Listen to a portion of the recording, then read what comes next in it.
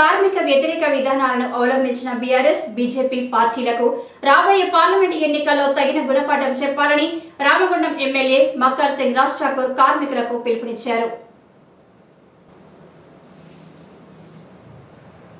ఎన్నికల ప్రచారంలో భాగంగా గురువారం ఉదయం ఎన్టీపీసీ లేబర్ గేట్ వద్ద కాంగ్రెస్ పార్టీ ఆధ్వర్యంలో గేట్ మీటింగ్ నిర్వహించారు.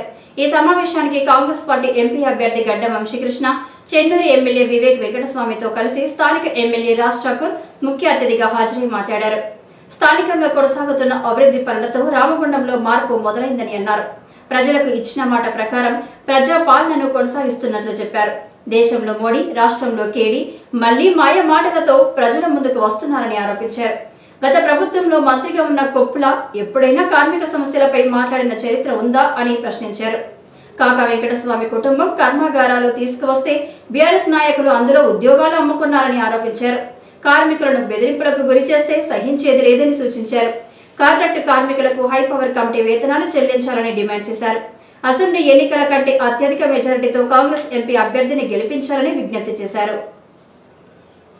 కార్మిక చట్టాలను అణగదొక్కేటువంటి చట్టాన్ని తీసుకొచ్చి ఎవరైనా మాట్లాడితే వారిని భూస్థాపితం చేసే కార్యక్రమానికి శ్రీకారం చుట్టిన బీజేపీ బీఆర్ఎస్ ని ఆ రోజు బుద్ధి చెప్పినాం.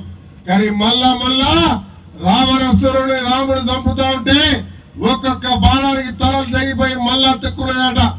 అటువంటి రాక్షసులు ఇప్పుడు వచ్చినారు. ఆ రాక్షసులు మళ్ళా లేస్తా ఉన్నారు.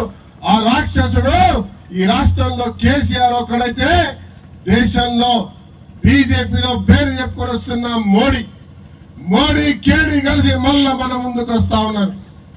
ఒక్కసారి ఇక్కడున్న కార్మికుడు ఆలోచించాలి. మీ అందరినీ కూడా కొడతా ఉన్నా. ఇలా బీజేపీ వాళ్ళు వస్తున్నారు.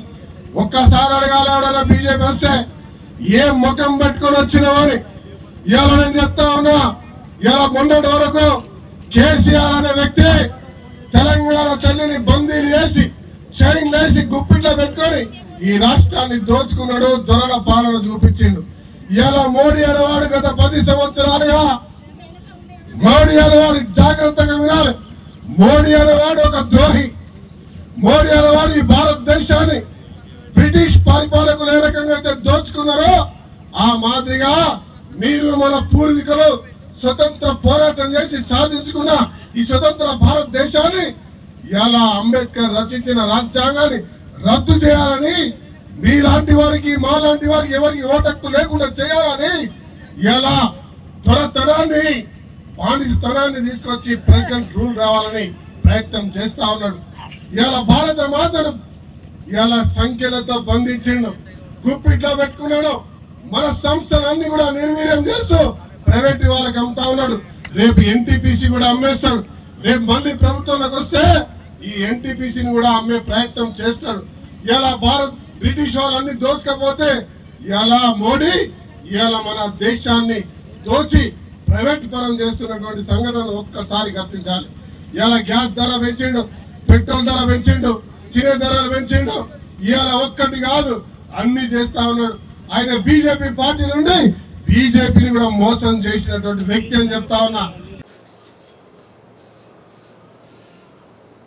ఈ సమావేశంలో కాంగ్రెస్ పార్టీ దాని అనుబంధ సంఘాల నాయకులు, కార్యకర్తలతో పాటు అధిక సంఖ్యలో ఎన్టీపీసీ కార్మికులు పాల్గొన్నారు.